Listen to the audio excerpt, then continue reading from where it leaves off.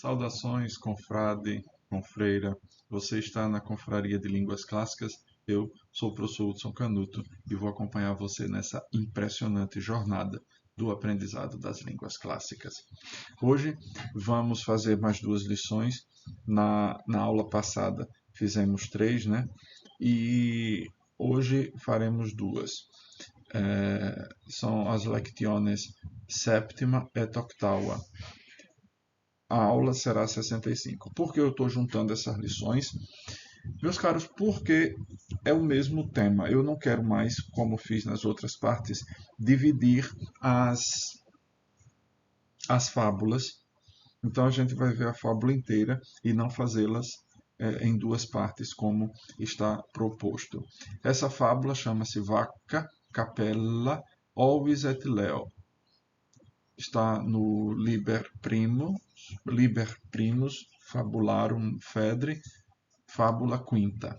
É o primeiro livro das fábulas de Fedro, a fábula é a quinta. Aqueles avisos de praxe, se você não é inscrito ainda, inscreva-se. Note que a gente está aqui na aula 65, o que quer dizer que temos 64 aulas já gravadas desse curso de latim. De maneira que, se você chegou aqui nesta aula, ela talvez lhe sirva por conta da tradução da fábula, dos comentários que vamos fazer, mas não lhe será útil como aprendizado da língua latina. Para tanto, você precisa voltar a todas aquelas fábulas que foram já, a todas as aulas que foram já feitas. Nós estamos no Gradus Tertius e eu quero fazer aqui publicamente um agradecimento ao inscrito do canal, Claudevan, que tem me auxiliado muito no material, porque ele pegou o PDF, que vocês já devem ter percebido que o PDF não está muito bom, e conseguiu, da melhor forma que pôde, organizá-lo, deixá-lo mais aceitável. Muito obrigado, Claudevan. Vamos em frente. Estamos entre as páginas 22 e 25 do material e, se você o tem, pode acompanhar por ele. Aqui está a página de abertura, uma vaca, capela, ovis, leo. Vaca não precisa muita coisa. Talvez o nome aqui que seja um pouquinho estranho seja capella, que é o diminutivo diminutivo de caper, cabrito, né? Aqui no feminino é a cabrita, uma cabra. Et leo.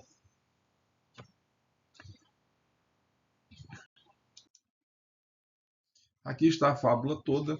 Dessa vez, eu até poderia ter utilizado a fábula do jeito como o Claudevan organizou, mas senão eu ia ter que botar duas vezes. Eu terminei optando por pegar aquela que está lá no The Light Library e fazendo algumas correções, seguindo o que está aqui neste material, que é o livro das fábulas de Fedro, e também no material do Roney. De maneira que, por exemplo, essa última parte aqui, esse ego prima tolo nominor quia leo, está diferente lá no The Light Library e aqui.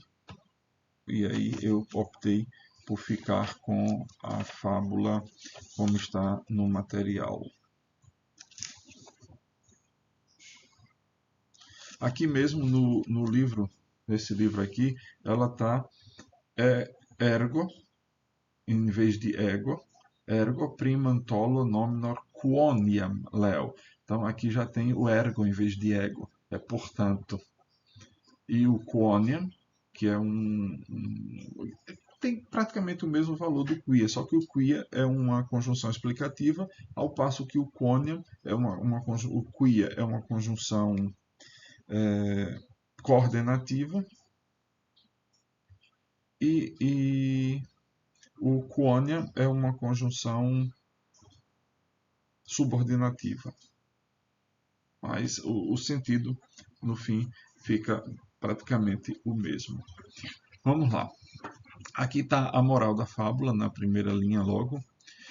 Interessante que aqui no material ele aparece sempre tem nesse livrinho um resumo da moral. Potentiores societatem fuge. Potentiores societatem fuge. Afaste-se do conluio com os poderosos. Não acompanhes, ele propõe aqui uma tradução, não gostei muito dela, mas não acompanhes quem pode mais do que tu. Fuge, foge. Societatem, foge de uma sociedade, de uma amizade, de uma parceria com aquele que é mais forte do que tu. E aí vem a moral da fábula. Lembre-se que esses em Itália, em vermelho, é porque aqui acontece elisão. São duas figuras que existem em latim. Quando você junta duas vogais e quando você, nesse caso aqui, que tem um M e tem um E aqui, são dois nomes diferentes. Eu estou chamando tudo de elisão só para facilitar a vida. Um chama sinalefa, outro chama elisão. Eu chamei tudo de elisão só para facilitar, para a gente não ficar também com tanta nomenclatura diferente. Elas fazem a mesma coisa no fim da história. Nunquam est fidelis cum potentes societas. Testatur haec fabella propositum meum. Vacet capella et patins ovis in iuriae, socii fuere cum leone in saltibus. Hi, cum cepissent cerum vasti corporis, sic est locutus partibus factis leo. Ego primam tolo, nominor quia leo, secundam quia sum fortis tribuetis mihi, tum quia plus valeo me sequetur tertia, mallo afficietur si quis quartam te tigerit, sic totam praedam sola improbitas abstulit. Aí vamos lá, né? De parte por parte. Eu estou aqui com o material, porque eu tô vendo se há mais alguma diferença. Então, nunquam est fidelis com potentes societas. Nunca é confiável, fidelis. A palavra fides, em latim clássico, não tem o sentido que depois o cristianismo vai dar a essa palavra, que a fé, essa é uma virtude teologal, essa coisa para com os deuses. Não. A fé, nas línguas clássicas, tanto em grego como em hebraico, emuná e pistes em grego, tem a ver com a fidelidade aos acordos, a confiabilidade. Então, uma pessoa é confiável, ela é fiel, se ela é confiável, se você pode confiar nela. Então, o que ele está dizendo aqui é que nunca é confiável uma sociedade, como é que tem um nome que diz para a empresa, por exemplo, mas eu vou usar sociedade, quando você se junta com outras pessoas para fazer alguma coisa, né? Nunca é confiável a sociedade com um poderoso. Aqui a gente subentende com aquele que é mais poderoso do que você. Tá certo? Testatur haec fabella propositum meum. O verbo testare, aqui, pode nos induzir ao erro. Porque o verbo testare, testor, significa, no primeiro sentido, dar testemunho. Dar testemunho. Mas também indica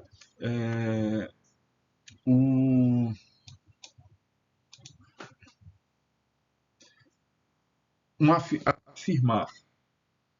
Também significa afirmar. Então, testatur haec fabella propositum meum significa que esta fábulazinha, fabella, é o de fábula, É, porque fábula já é um diminutivo, na verdade. Aqui já é outra forma, né? Testatur haec fabela. Essa fábula indica, apresenta propósito meu, a minha intenção.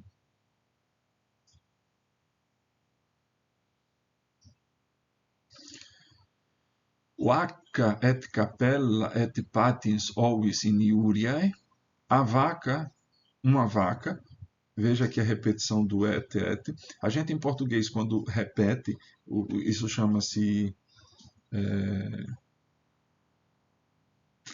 Agora me esqueci do nome. Bom, a repetição do conectivo, a gente vai marcar isso por vírgula aqui em português, na tradução. Uma vaca e uma cabrita, uma cabra. E agora aqui vem uma coisa interessante, veja. Patiens iniuriae. Há duas formas de a gente construir isso. Seria, porque isso aqui é um adjetivo verbal, lembre-se, isso aqui é o particípio presente. Ele segue a terceira declinação, tá certo? A terceira declinação. Patiens, genitivo patientes. Terceira declinação.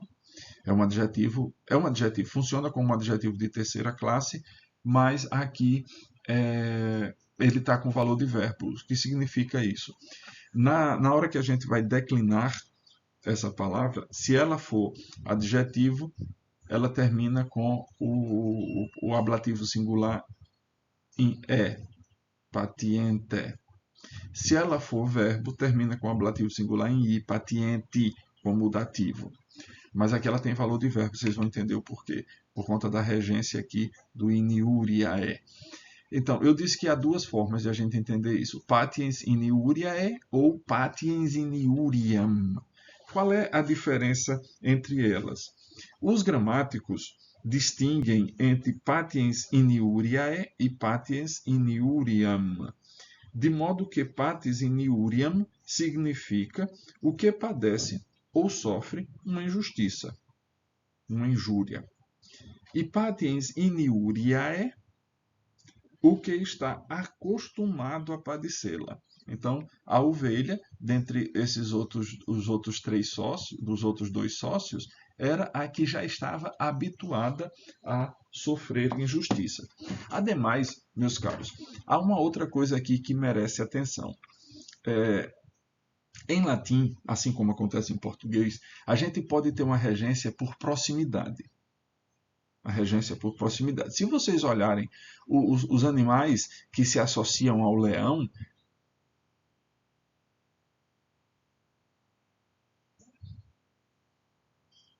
vaca, capella, ovis et leo. Quer dizer, não eram animais especialmente fortes. Né? Não eram animais de presa, predatórios, eram animais predados. Então, se olharmos, esse patins pode, e essa é a maioria dos intérpretes pensa assim, pode referir-se somente à ovelha, né? Pode referir-se somente à ovelha, mas também pode, referindo-se a um, referir-se a todos, que aí é uma concordância por proximidade. Ele concorda com o que está mais próximo, que no caso aqui é ovis, mas refere-se a todos os outros. Então, é como se todos eles, a vaca, a capela, fossem já habituados a sofrer as injustiças. A vaca, a cabra e a ovelha, sofrendo, habituadas a sofrer injustiça, só que fuere com leone em saltibus. Ficaram. Esse aqui é o pretérito perfeito do verbo summa, sou, fuerunt, mas na poesia costuma-se, porque fuerunt fica longa o e longa o runt. Então aqui fica longa e breve. Então, só que fuere com leone em saltibus. Ficaram sócios com um, com um leão na selva, nos bosques. Ri, cum cepissent querum vasti corporis,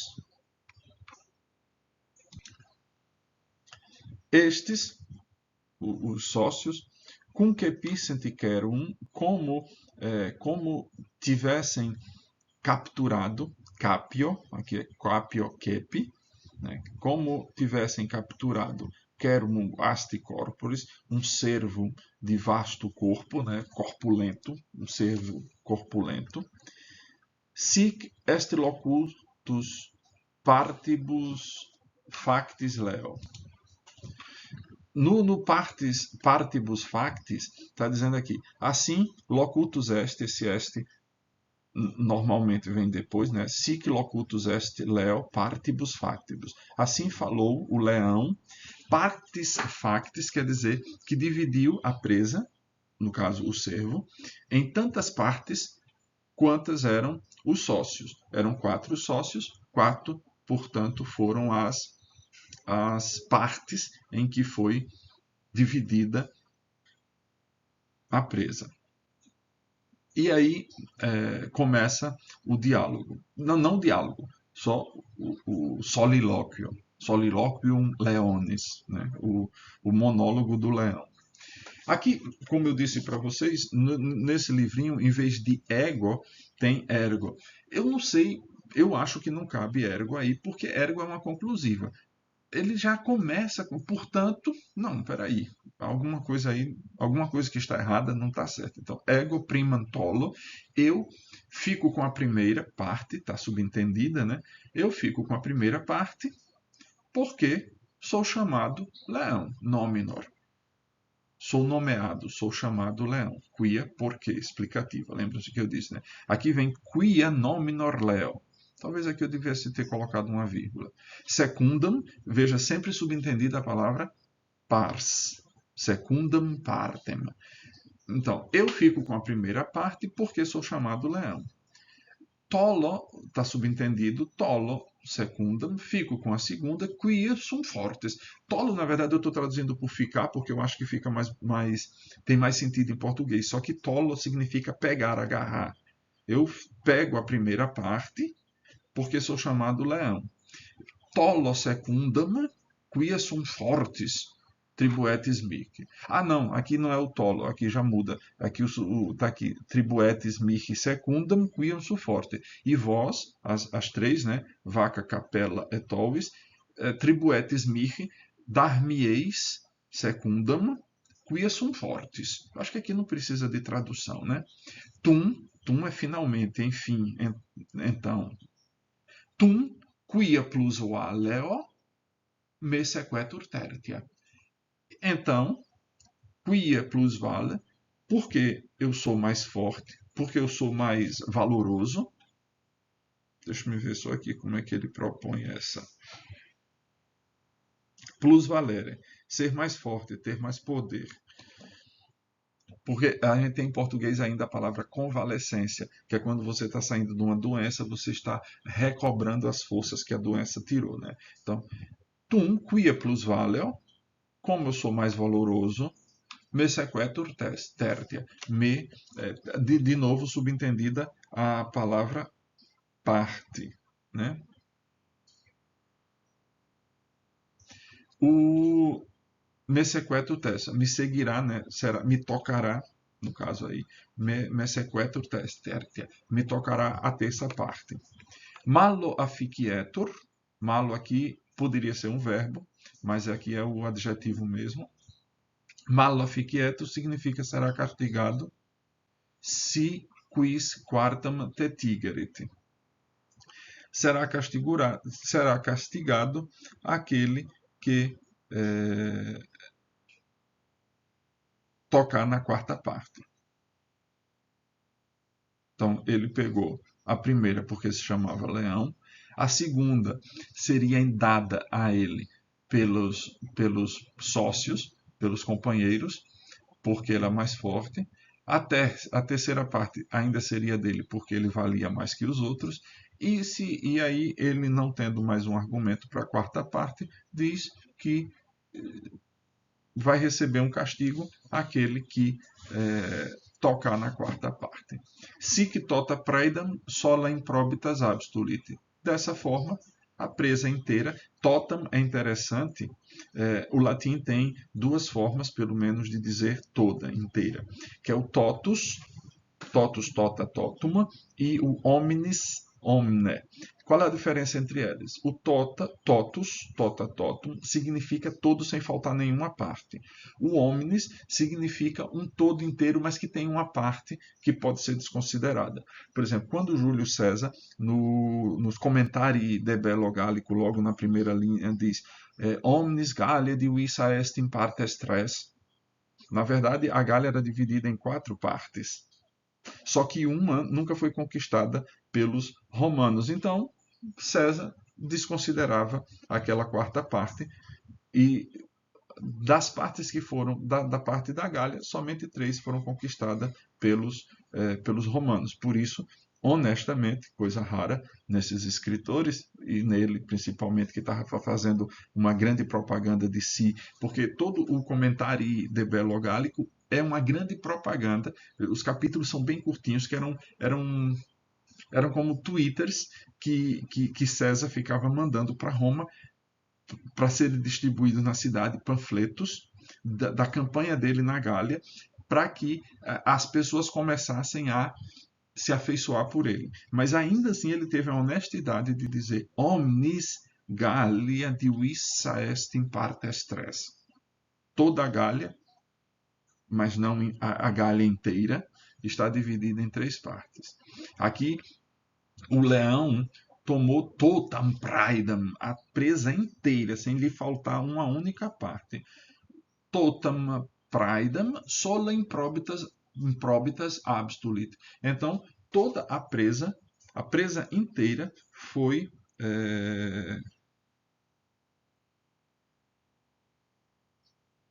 foi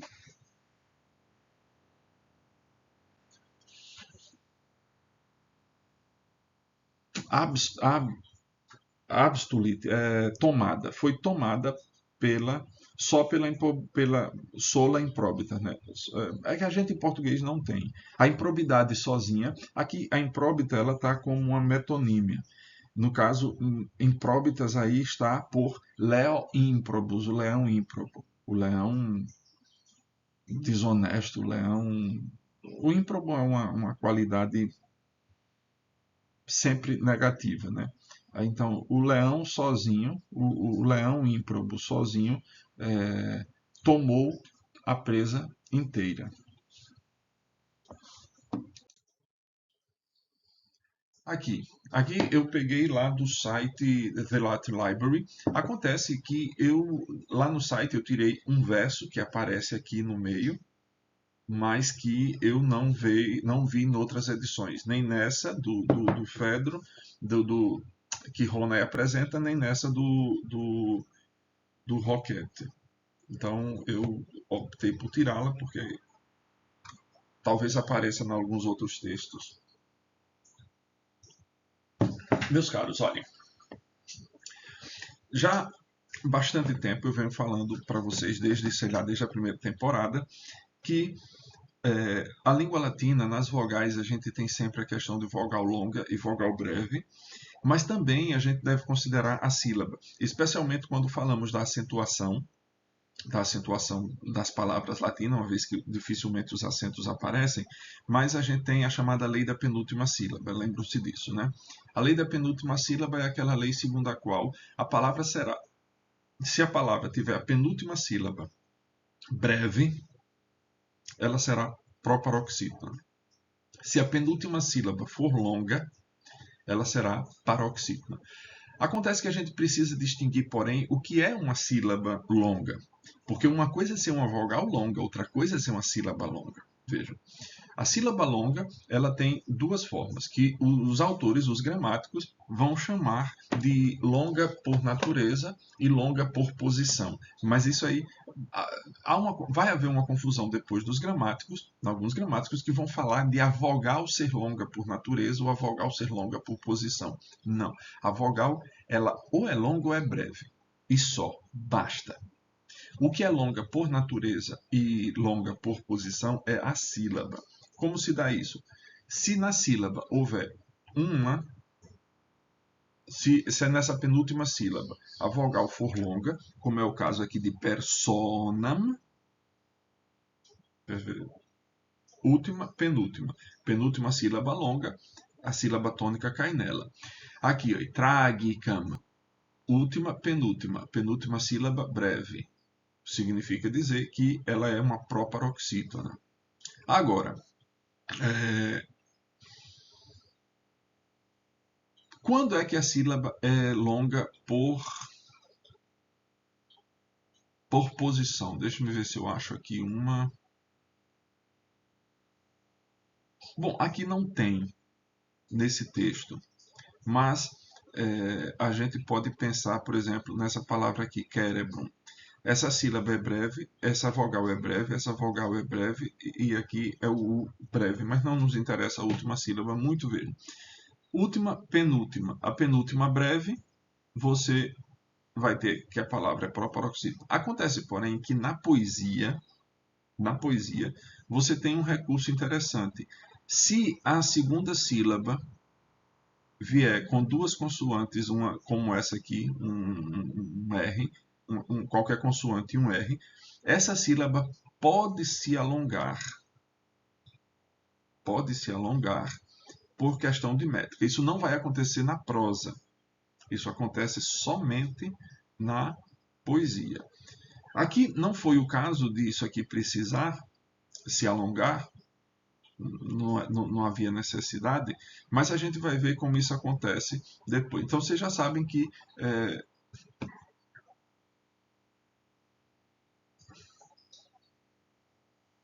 eu queria encontrar aqui uma para dar um exemplo. Deixa eu ver se eu acho aqui alguma. Pronto, a palavra fabellis, que aparece aqui, Anny. Fabellis. Tem dois L's. Essa sílaba é longa, porque longa chamada longa por posição, porque ela depois ela tem duas consoantes, quer dizer, uma fica numa sílaba, outra fica noutra. O caso daqui que não acontece é porque esse B não fica na primeira sílaba, por isso que ela não é longa, ela não se alonga, não se encaixa na regra da penúltima sílaba, encaixa-se só na regra da poesia para transformar uma sílaba breve em longa. É claro que nem sempre isso vai acontecer, vocês vão ver já aqui no texto. Então vamos lá, olha. Esse aqui é o esquema mais ou menos que Fedro segue nessa aqui. Então você tem, isso aqui é um hexâmetro, ele tem 6 pés. Esses 6 pés são o primeiro, o segundo, o terceiro, o quarto, o quinto e o sexto, que geralmente o sexto pé é sempre quebrado. Tem uma sílaba ou duas sílabas. Mas aqui, olha, a primeira é longa, as duas primeiras são longas aqui, per. Por que é longo esse per? Porque, veja, ele tem um R. Ele está fechada a sílaba, então é longa por posição, ainda que o E seja breve, por natureza, seja breve. Mas a sílaba é longa por posição, então per, son. Aí nam, veja que depois tem outra consoante, então essa sílaba fica longa também, como está aqui. Ó. Personam, tragicam, aqui com sílaba, consoante com consoante, essa sílaba fica longa. Por isso que está aqui longa. E aqui forte, consoante, consoante, fica a sílaba longa. Mas vejam, notem, a vogal é breve. A sílaba é que é longa. Então, forte, vul, longa também essa sílaba, embora a vogal seja breve. Pés, uide. Aqui, esse pé, o quinto pé que normalmente dá o nome, dá a característica do verso, ele é um dáctilo. O que é um dáctilo? Se você olhar o dedo, ele tem uma longa e duas curtas. Dáctilos em grego significa dedo. Então, os latinos, os gregos chamaram de dáctilo porque ele tem uma sílaba longa e duas sílabas breves. Então, pes, longa, breve, breve. Pes, viderat. Personam, tragicam, forte, vulpes, viderat. O, quan, longa também, veja. N, T. Aí esse A fica longo. Quer dizer, não o a sílaba fica longa. O, quan, tas, pé. Aqui esse A vai ser longo, porque veja, depois tem duas consoantes. Pé. O, quantas, pé, que és, longa. Breve, breve. Aí aqui você vai ter ó, uma longa, duas breves, seguindo esse mesmo esquema que está aqui ainda. Isso vai se encaixar em todas elas? Não. Sim, isso aqui é chamado de hexâmetro dactílico. Oh, quantas pequies, in, longa, porque veja, n, que, in, aí fica um pé com duas sílabas longas. Qui, quere, aí longa, breve, breve. Aqui teria longa e outra longa. Brunnon, aqui longa e longa, né? Duas sílabas longas. Abet, e aqui ficaram duas sílabas breves. Tentei ver qual seria outra possibilidade, se tinha como encurtar esse O, que a poesia também pode encurtar o O, mas não achei escapatória. Ficaram essas duas sílabas que vai acontecer aqui também. Rock e il, veja, duas sílabas. Rock, lis, dic. Essa daqui eu coloquei em vermelho por uma questão muito simples. Quando uma sílaba termina em M e a sílaba seguinte começa com E, você pode fazer a elisão. O que é elisão? Esse não se ouve. Só se ouve a vogal seguinte. Então aqui era roquilis, dictes, tes, quibus, no. Aqui é a mesma coisa. Ret, gloria. O que acontece? Vamos lá. Então, aqui, ó, 1, 2, 3, 4, 5, 6 sílabas. Esse O aqui precisou ser alongado porque ele não tinha como, ele é breve, mas eu alonguei essa sílaba aqui. É como se a separação de sílabas, na verdade, embora eu tenha colocado esse traço, essa barra que quebra o pé, ele tivesse sido quebrado aqui. Muitas vezes, Vigílio faz isso para transformar uma sílaba breve em sílaba longa. Por exemplo, quando no início da Eneida, que ele vai falar no segundo verso que tem Italiam prófugos, a separação de sílaba que ele faz é it, a, li, a. It para ficar o i fechado, a sílaba fechada. A mesma coisa talvez tenha acontecido aqui. Ron, o, para poder a sílaba ficar longa. Fortunatri, veja, essa sílaba ficou longa porque aqui tem T e R, é o mesmo caso daqui. Não é obrigatório, mas pode ser feito. Então, fortuna, tribuir, consoante, consoante, sem, consoante, consoante, sum, com, mun. Aqui eu esqueci de marcar, mas aqui vai fazer a elisão também. Munabstuli. Esse U é breve. Então é abstuli. É uma ciência meio complicada, essa da métrica latina, mas vão fazendo com cuidado. O bom é você o, pegar o material. Eu, por exemplo, no meu texto da Eneida, ele não está aqui fácil. Quando eu estava lendo, que eu encontrava alguma dificuldade, não está fácil aqui não. Quando eu encontrava alguma dificuldade no texto, eu pegava um lápis em cima, ou então num pedacinho de papel para não riscar o livro. Meu livro da Eneida é bastante antigo. Eu num papel transcrevia o verso e ia encontrar a medida dele, porque muitas vezes a gente compreende melhor o texto, no caso de uma poesia, quando a gente entende a métrica dele, quando a gente entende qual é o ritmo que deve ser lido o texto. E muitas vezes, como no texto não está marcada a sílaba longa para eu saber se uma palavra, o acento está aqui ou acolá, porque do mesmo jeito que acontece em português, que a gente tem palavras, você tem a palavra válido, e valido. Você só sabe a diferença entre elas porque tem o acento, né? E aí, nos textos em latim, normalmente não vem o acento. E aí, como existe essa palavra, existem também palavras em latim que, se você muda o acento de posição ou a quantidade da sílaba, você tem um sentido completamente diferente. Por exemplo, eu não me lembro agora qual é a palavra, mas a palavra mastro em latim, ela é semelhante, se eu não me engano, a maçã. E se ela tivesse. Só que você pode entender como maçã, como mal, aliás. Só que aí ela fica igual a maçã, malum. Parece-me, agora não me recordo, não faz tanto tempo que eu li, e como é termo específico de navegação, são termos que não tem muita necessidade de a gente ficar gravando. Então vamos lá. Veja, aqui está. A primeira coisa, lembra-se que eu disse, a gente vai procurar quem é o sujeito. Viderat, tá o verbo vira, né, tinha visto, no singular, portanto, a palavra tem que ser um nominativo singular.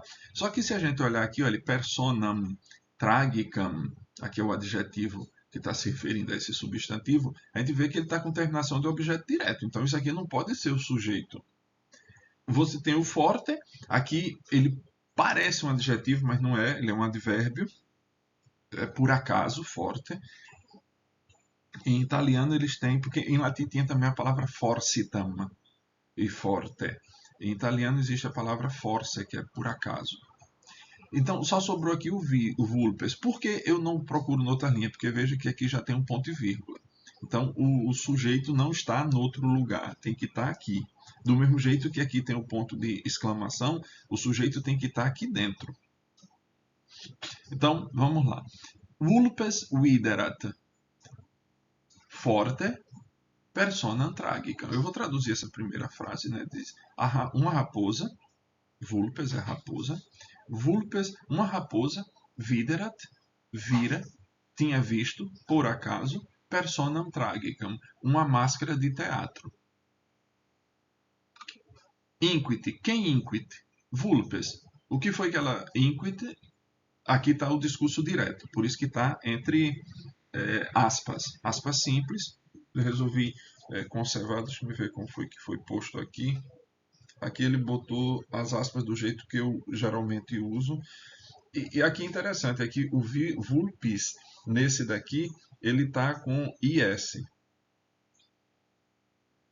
Ela ficaria longa de qualquer jeito, porque aqui está S, consoante e consoante.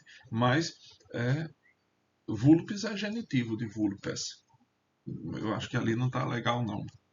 Oh, quantas espécies! Inquit, cerebro non habet. Ela, a raposinha olha, vê a máscara de teatro e diz, né? Inquit, diz. Oh, quantas espécies! Oh, que beleza! Como é, oh, quanta espécie! Oh, quanta beleza! Cerebro non habet. Não tem, quem não tem, persona. Aqui persona passa a ser o sujeito, né? Cerebro non habet, mas não tem cérebro. Hoc illis dictum est quibus. Este é isto, a mensagem dessa fábula. Dictum est, hoc é neutro singular, por isso que aqui está no neutro singular. Hoc dictum est illis, isso se diz, isso é dito para aqueles, illis, quibus fortunam tribuit honorem et gloriam, isso é dito para aqueles aos quais a sorte, né, a deusa fortuna, a sorte, a fortuna, atribuiu, deu, presenteou honra e glória. Sensum communem abstulit, mas aqui não está a conjunção adversativa, né? Mas tirou, mas a fortuna, a sorte, deu honra e glória, mas tirou a inteligência, o senso comum, a percepção das coisas simples. Qualquer dúvida, eu acho que para essa primeira tá bom. Depois, qualquer dúvida, escreva aqui nos comentários. Aqui eu peguei lá do site The Latin Library. Acontece que lá no site eu tirei um verso que aparece aqui no meio, mas que eu não vi em outras edições, nem nessa do Fedro, que Ronay apresenta, nem nessa do Rocket. Então eu optei por tirá-la porque talvez apareça em alguns outros textos. Meus caros, olhem, já há bastante tempo eu venho falando para vocês, desde a primeira temporada, que a língua latina, nas vogais, a gente tem sempre a questão de vogal longa e vogal breve, mas também a gente deve considerar a sílaba, especialmente quando falamos da acentuação das palavras latinas, uma vez que dificilmente os acentos aparecem, mas a gente tem a chamada lei da penúltima sílaba, lembram-se disso, né? A lei da penúltima sílaba é aquela lei segundo a qual a palavra será, se a palavra tiver a penúltima sílaba breve, ela será proparoxítona. Se a penúltima sílaba for longa, ela será paroxítona. Acontece que a gente precisa distinguir, porém, o que é uma sílaba longa. Porque uma coisa é ser uma vogal longa, outra coisa é ser uma sílaba longa. Veja, a sílaba longa ela tem duas formas, que os autores, os gramáticos, vão chamar de longa por natureza e longa por posição. Mas isso aí vai haver uma confusão depois dos gramáticos, alguns gramáticos que vão falar de a vogal ser longa por natureza ou a vogal ser longa por posição. Não, a vogal ela ou é longa ou é breve. E só, basta. O que é longa por natureza e longa por posição é a sílaba. Como se dá isso? Se na sílaba houver se é nessa penúltima sílaba a vogal for longa, como é o caso aqui de personam, última, penúltima. Penúltima sílaba longa, a sílaba tônica cai nela. Aqui, ó, tragicam, última, penúltima sílaba breve.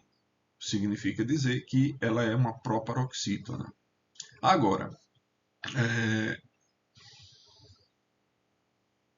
quando é que a sílaba é longa por posição? Deixa eu ver se eu acho aqui uma. Bom, aqui não tem nesse texto, mas a gente pode pensar, por exemplo, nessa palavra aqui, cerebrum. Essa sílaba é breve, essa vogal é breve, essa vogal é breve e aqui é o U breve, mas não nos interessa a última sílaba, muito veja. Última, penúltima. A penúltima breve, você vai ter que a palavra é proparoxítona. Acontece, porém, que na poesia, você tem um recurso interessante. Se a segunda sílaba vier com duas consoantes, uma como essa aqui, um R, qualquer consoante e um R, essa sílaba pode se alongar por questão de métrica. Isso não vai acontecer na prosa. Isso acontece somente na poesia. Aqui não foi o caso disso aqui precisar se alongar, não havia necessidade, mas a gente vai ver como isso acontece depois. Então vocês já sabem que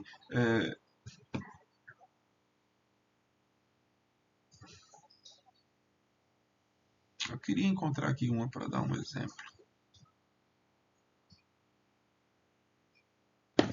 Deixa eu ver se eu acho aqui alguma. Pronto, a palavra fabelis, que aparece aqui, olha. Fabelis. Tem dois L's. Essa sílaba é longa, porque longa chamada longa por posição, porque ela depois ela tem duas consoantes, quer dizer, uma fica numa sílaba, outra fica noutra. O caso daqui que não acontece é porque esse B não fica na primeira sílaba, por isso que ela não é longa, ela não se alonga, não se encaixa na regra da penúltima sílaba, encaixa-se só na regra da poesia para transformar uma sílaba breve em longa. É claro que nem sempre isso vai acontecer, vocês vão ver já aqui no texto. Então vamos lá. Olha, esse aqui é o esquema mais ou menos que Fedro segue nessa aqui. Então você tem, isso aqui é um hexâmetro, ele tem 6 pés.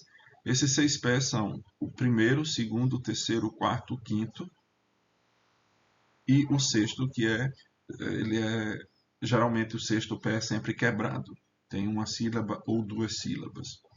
Mas aqui, olha, a primeira é longa, as duas primeiras são longas aqui, per. Por que é longo esse per? Porque, veja, ele tem um R. Ele está fechada a sílaba, então é longa por posição, ainda que o E seja breve, por natureza, seja breve. Mas a sílaba é longa por posição, então person. Aí nam, veja que depois tem outra consoante, então essa sílaba fica longa também, como está aqui. Ó. Personam, tragicam, aqui com sílaba, consoante com consoante, essa sílaba fica longa. Por isso que está aqui longa. E aqui forte, consoante, consoante, fica a sílaba longa. Mas vejam, notem, a vogal é breve. A sílaba é que é longa. Então, forte, vul, longa também essa sílaba, embora a vogal seja breve. Pés, uide. Aqui, o quinto pé que normalmente dá o nome, dá a característica do verso, ele é um dáctilo. O que é um dáctilo? Se você olhar o dedo, ele tem uma longa e duas curtas. Dáctilos em grego significa dedo. Então, os latinos, os gregos chamaram de dáctilo porque ele tem uma sílaba longa e duas sílabas breves. Então, pés, longa, breve, breve. Pés, viderat. Personam tragicam forte vulpes viderat. O quam, longa também, veja. NT. Aí esse A fica longo. Quer dizer, não o A sílaba fica longa. O quantas. Aqui esse A vai ser longo, porque veja, depois tem duas consoantes. Pé. O quantas pequies, longa, breve, breve. Aí aqui você vai ter ó, uma longa, duas breves, seguindo esse mesmo esquema que está aqui ainda. Isso vai se encaixar em todas elas? Não. Sim, isso aqui é chamado de hexâmetro dactílico. O quantas pequies, longa, porque veja, N, que. Aí fica um pé com duas sílabas longas. Qui, quere, aí longa, breve, breve. Aqui teria longa e outra longa. Brunnon, aqui longa e longa, né? Duas sílabas longas. Abet, e aqui ficaram duas sílabas breves.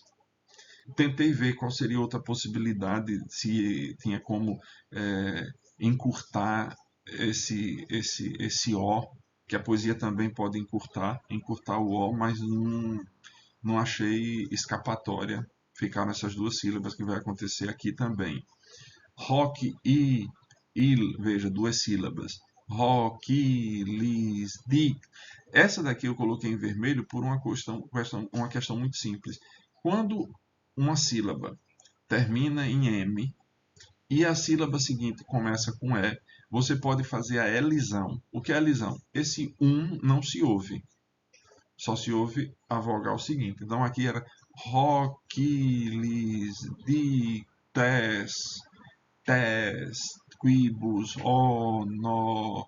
Aqui é a mesma coisa. Ret, gloria. O que acontece? Vamos lá.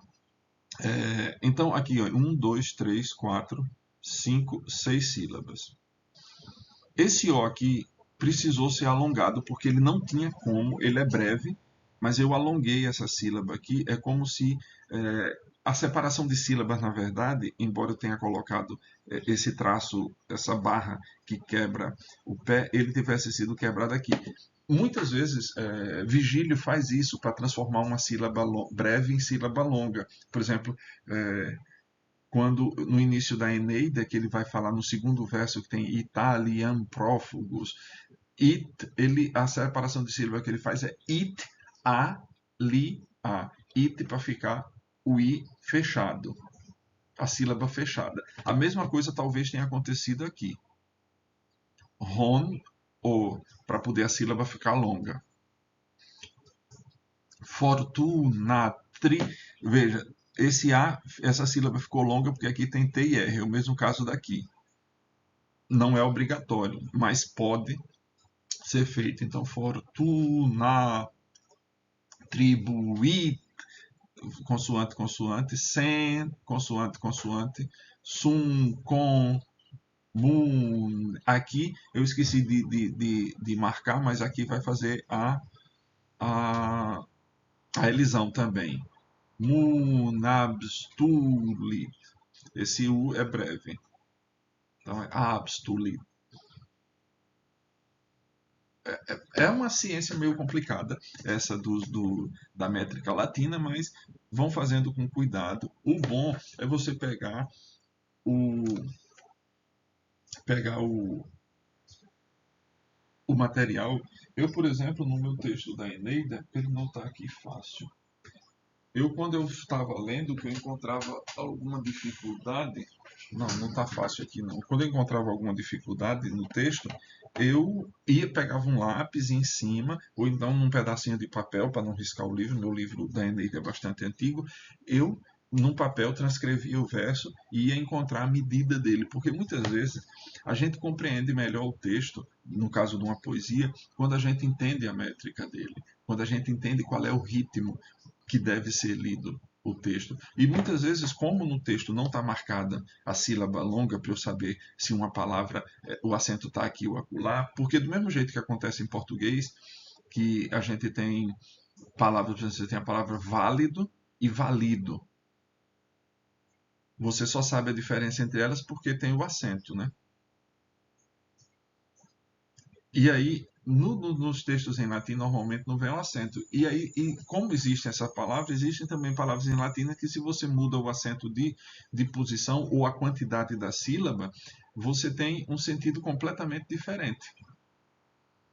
Por exemplo, eu não me lembro agora qual é a palavra, mas a palavra mastro em latim, ela é semelhante, se eu não me engano, a maçã. E se ela tivesse. Só que você pode entender como maçã, como mal, aliás. Só que aí ela fica igual a maçã, malum. Parece-me, agora não me recordo, não faz tanto tempo que eu li, e como é termo específico de navegação, são termos que não tem muita necessidade de a gente ficar gravando. Então vamos lá, veja, aqui está a primeira coisa, lembra-se que eu disse, a gente vai procurar quem é o sujeito. Viderat, tá o verbo vira, né, tinha visto, no singular, portanto, a palavra tem que ser um nominativo singular. Só que se a gente olhar aqui, olha, personam, tragicam, aqui é o adjetivo que está se referindo a esse substantivo, a gente vê que ele está com terminação de objeto direto. Então isso aqui não pode ser o sujeito. Você tem o forte, aqui ele parece um adjetivo, mas não é, ele é um advérbio, é por acaso, forte. Em italiano eles têm, porque em latim tinha também a palavra forcitam e forte.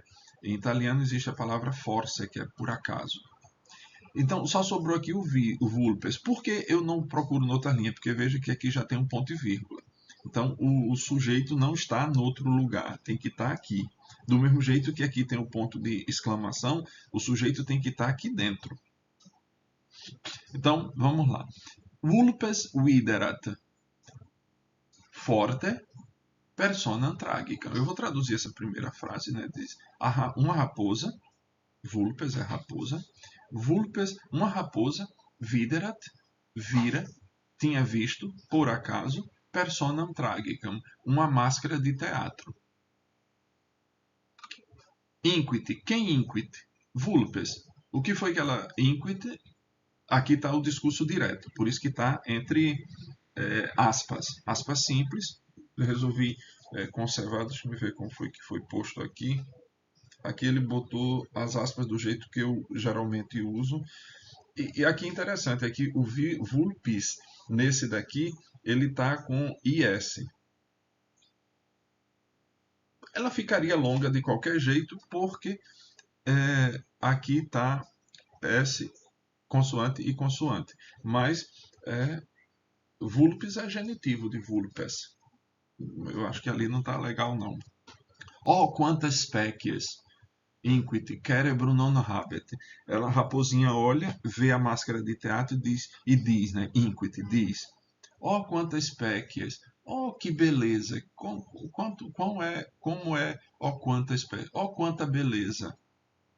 Cerebro non habet. Não tem, quem não tem, persona. Aqui persona passa a ser o sujeito, né? Cerebro non habet, mas não tem cérebro. Hoc illis dictum est quibus. Este é isto, a mensagem dessa fábula.